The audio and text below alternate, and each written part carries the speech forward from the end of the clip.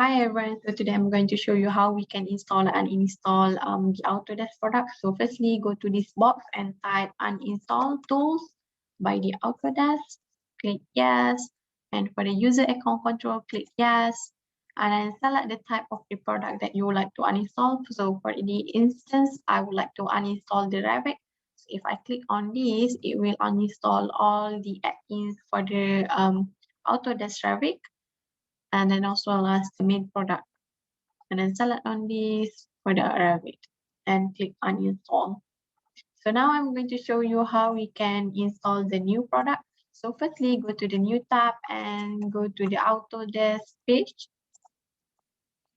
and you sign in over here with your ID and also the password. And then after you have already signed in, we are going to see this page, and then go to the My Account, Product and Services.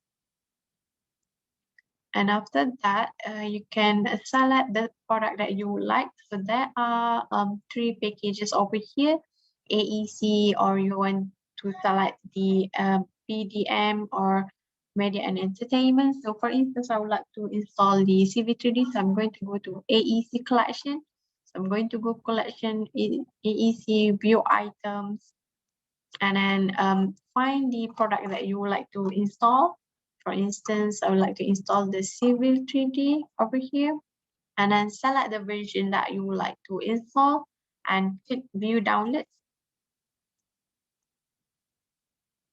Okay, now we see this pop up, and then select the version, select the platform, and then select the language that you would like to install, and click on the view all and select on the browser download. So browser download is really beneficial if you have a slow Wi-Fi, and if you have unexpected cut off Wi-Fi during the installation. So this will help you to save the download.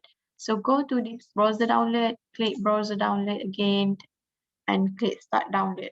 And after you have started this one, the Autodesk product will be installed. That's all from me. Thank you.